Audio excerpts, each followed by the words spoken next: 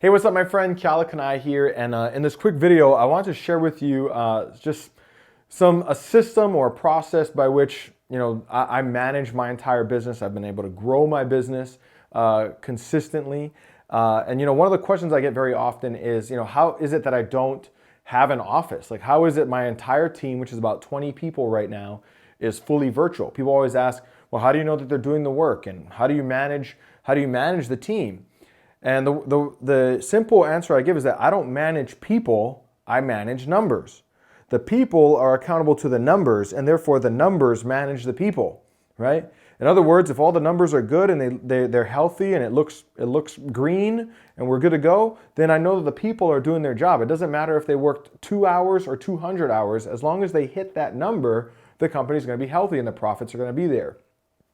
And if the numbers are bad, we know that somewhere, someone is either not doing their part, not executing on their piece. Maybe they're in over their head. Maybe they have more than they can manage, and we need to go poking around and seeing if we can help. And is it a person problem or a bandwidth problem, that sort of thing, right?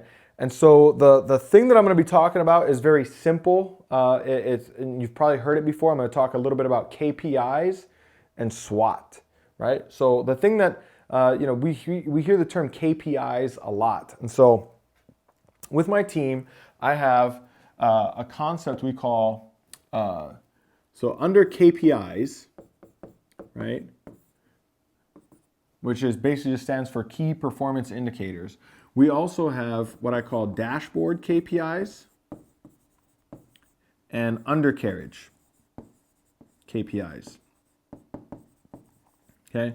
Dashboard KPIs are the high-level things that I need to see in every department, or that I need to see throughout my business, that as long as these things are working, we're good, right? As long as those lights are green, we're probably going to be fine. I don't have to go look at a ton of data, right? So think about it like this. In your car, you have a dashboard, correct? Now, that dashboard just tells you a few things, right? What are some of the things that it says? Well, it tells you how fast you're going, how much fuel you have, how hot is, what's the temperature of the engine. It just tells you what you need to know that you're going to safely get to where it is that you want to go. That's it. If one of those things starts not looking good, right? If the tank is low and the light turns on, you got to pull over and refill for gas. If you're going too fast, well, you know that you might not arrive there safely. So it gives you what you need to know in order to know, are you going to arrive at your destination safe or not? That's it. But if you ever had a problem, if any of those lights turn red, if the check engine light turns on and you know that there's an issue, well, you take it in, somebody, a mechanic plugs a computer into a computer underneath, your dashboard, and basically pulls out all of this additional data that your car has been collecting over time. And from there, they're able to diagnose what the issue is. I look at KPIs the same way. They're on a dashboard. These are just the high-level metrics that we need to see in order to make sure the company is healthy. And then we have an undercarriage, and the undercarriage is the smaller bits of data that support those dashboard KPIs. So I'm going to walk you through some of the various dashboard KPIs, not all of them, but I'll walk you through some of the dashboard KPIs and undercarriage KPIs that we look at, so that you can hopefully begin to implement this in your business as well to help you better manage the health, sustainability, the future performance of your business, and not have to worry about, are the people in the positions doing the right thing, because the numbers will tell you, right? So let me move this over a bit. Okay, so in marketing, I'm gonna erase that and spell it correctly for us, all right? So in marketing, right, we have a few dashboard KPIs. Okay, so I'll say dash here. So this is leads. One of the first one will be leads per day at or below our CPL goal. So this is the amount of leads that we're collecting per day at or below what we've agreed upon is our goal cost per lead. Okay, so how many leads per day are we collecting at or below what we've agreed is a profitable cost per lead, right? So in my business, Every lead that I generate is worth roughly about, in any 30 to 60 day window, worth about $20 to $25 per lead. We've agreed that we don't want to pay more than $5 per lead, okay? Or what have you. I'm not giving you the exact number. I'm giving you very even, simple to understand numbers. So that's one of the things that we'll look at is how many leads per day are we generating, right?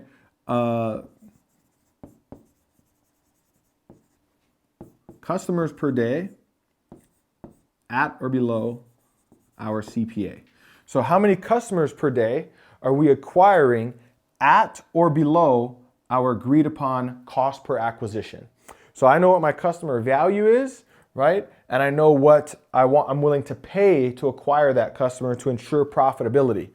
How many of these per day are we generating in order to hit our goals, right? So if we have a goal of $1 million a month, right? I know exactly how many customers per day on average I need to acquire in order to hit that $1 million per month goal.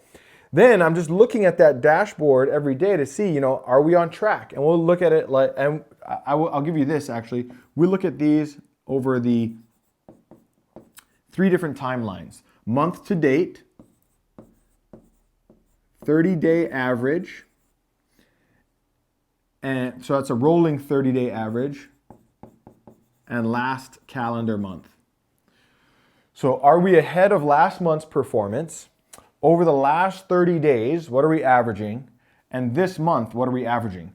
When you first start out a brand new month, when you click over to the next month, that month to date is meaningless.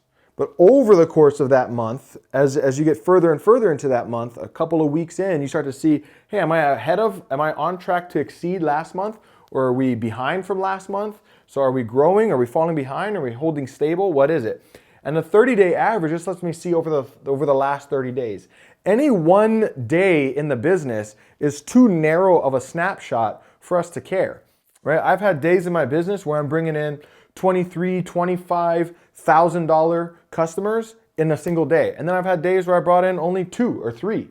So there's different things that will impact that, right? The day of the Super Bowl, I didn't get many customers this year, right? People were distracted.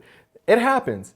So we don't look at any one day. We look at how is the month performing so far. If we're too early into month, that metric becomes really unimportant. Then what is our rolling 30-day average? I put 3-day, but it should say 30. So let me just erase that to make sure that this is right so we don't get confused. So 30-day average. And then how did we perform last month, last calendar month? What was the average from last month? So leads per day, customers per day. I'll look at average customer value, right? Is it at or below our goal? So average customer value is one that we'll track. Same timeline. Average customer value last month, average customer value over the rolling 30 days, and average customer value month to date. And this is basically just, the amount of customers that we've generated and total revenue. So we'll take the total revenue over the last 30 days as an example and divide it by the amount of customers that have come through the front door. Right? When a customer comes through my front door, they have other things that they can buy.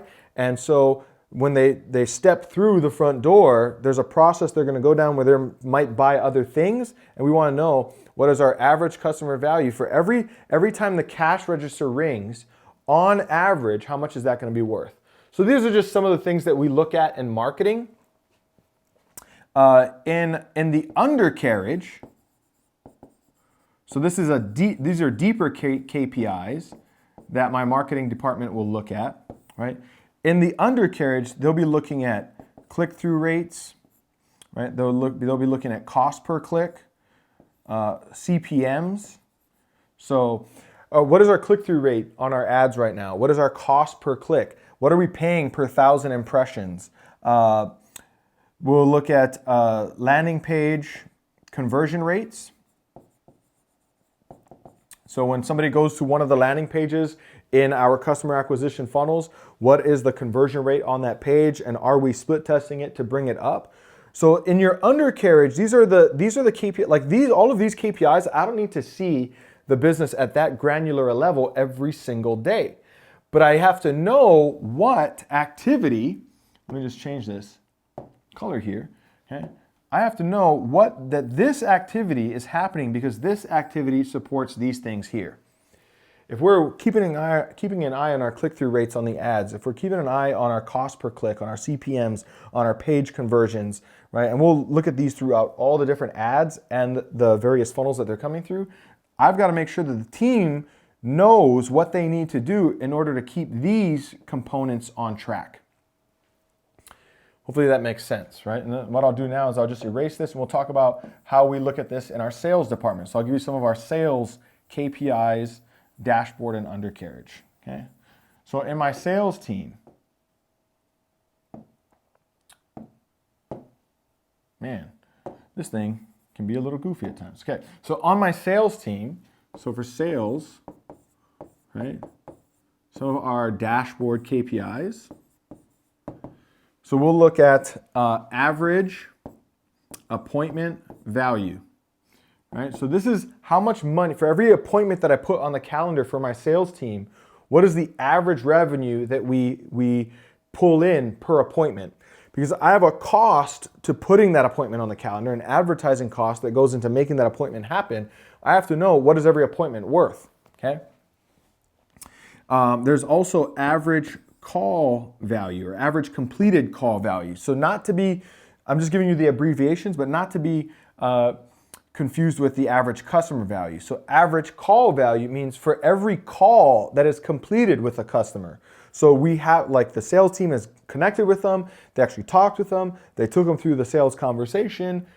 For every call that is completed, what is a value of that?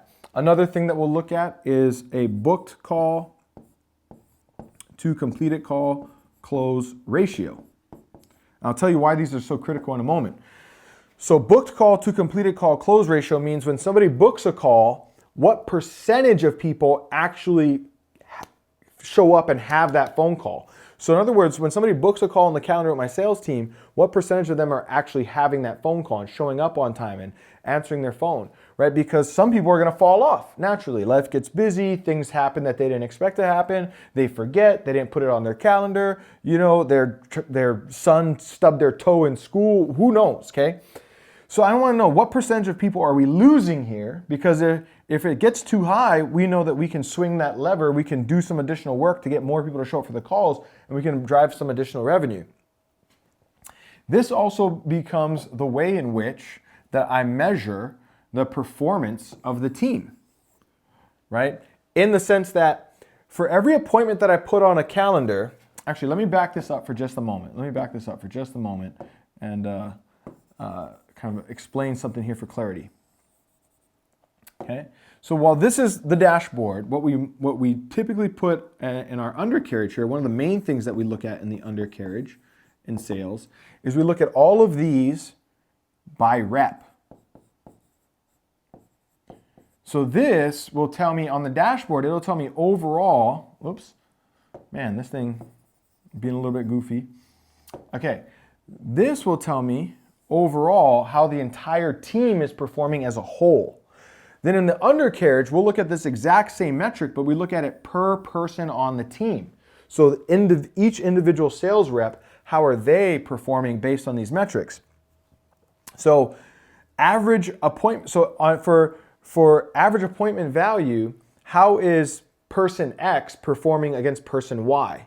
And that's important to know, because if an appointment on person X's calendar is worth $1,000 and the average appointment on person Y's calendar is only worth $800 over the last 30 days, then every time I put an appointment on person Y's calendar, instead of putting it on person X's calendar, I'm making $200 less. So I want to make sure that I fill up person X's calendar the most first. The highest performing person gets their calendar filled first, and then it trickles down to the lowest performing person. At which point, at some point, you're performing so low you probably don't belong on the team, right? That can potentially be one of the outcomes. So, and we also track appointment value versus call value, because what we found at one point was that if all we did was track their call value, then the rep would miscode that call. They're kind of incentivized to a degree to miscode their call. So maybe they spend an hour on the phone with someone, that person doesn't buy, they know they're being measured by their call value. So instead of marking that as a, did not buy, they mark that as a no-show. So it doesn't count against their call value, right? So they're manipulating the numbers. So now we also measure their appointment value. Because once we put an appointment on your calendar as a salesperson, it is your job to make sure that person shows up, and your job to deliver a quality experience, your job to make sure that you do your best to generate the sale and help them come up with solutions if they need it. So average appointment value takes away their ability to manipulate, because once an appointment's on their calendar, it's theirs, no matter what. They can't pretend they can't just say that appointment was never there, right? So now it gives us 2 metrics by which to measure them. And then booked call to completed call lets us know how well is every rep making sure that once they have a call on their calendar, that they are communicating effectively to ensure that that person actually shows up for the phone call. Some reps do better than others, right? So we make sure that we have goals around each of these for every month, and we're just making sure, are we on track? Are we ahead, on track, or behind of goal? That's all we need to know. Okay. And I'll give you a little bit more for operations. So in my operations department,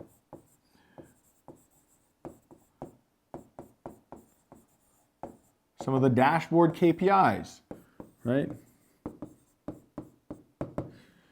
Net promoter score.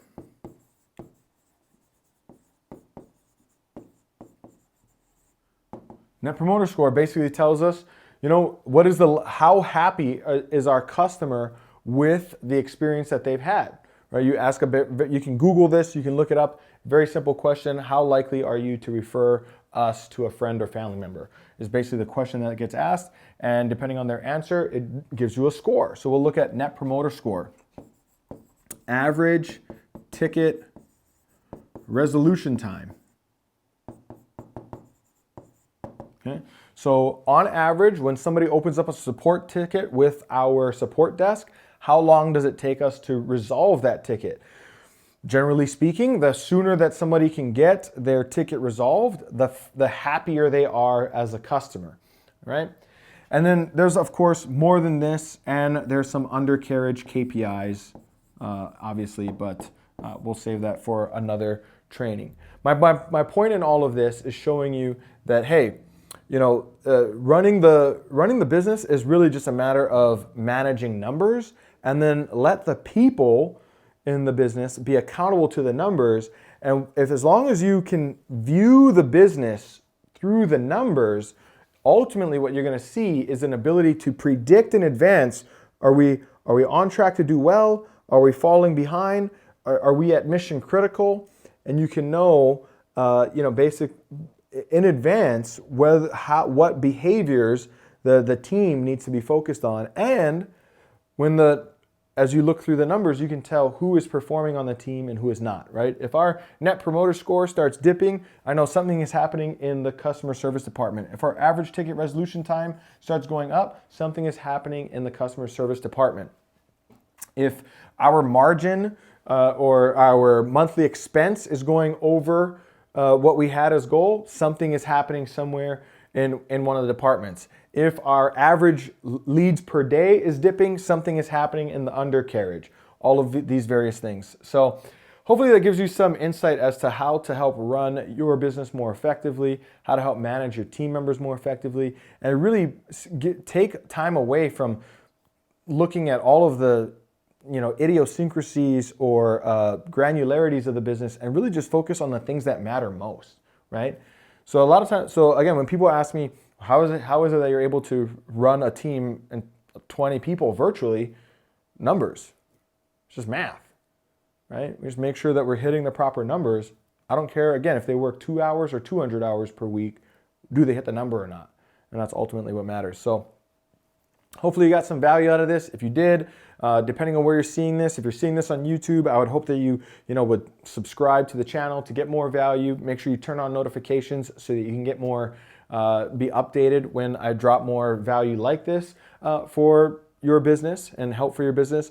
If you're seeing this on Facebook or on social media somewhere, please drop a comment, tag a friend, like it, share it, get this out to more folks. Hopefully there's, I'm putting this out to help people get better results in their business, and I hope that you help spread the word, and let's impact some businesses together. So I look forward to seeing you in another video. Take care. See you in the future. Bye-bye.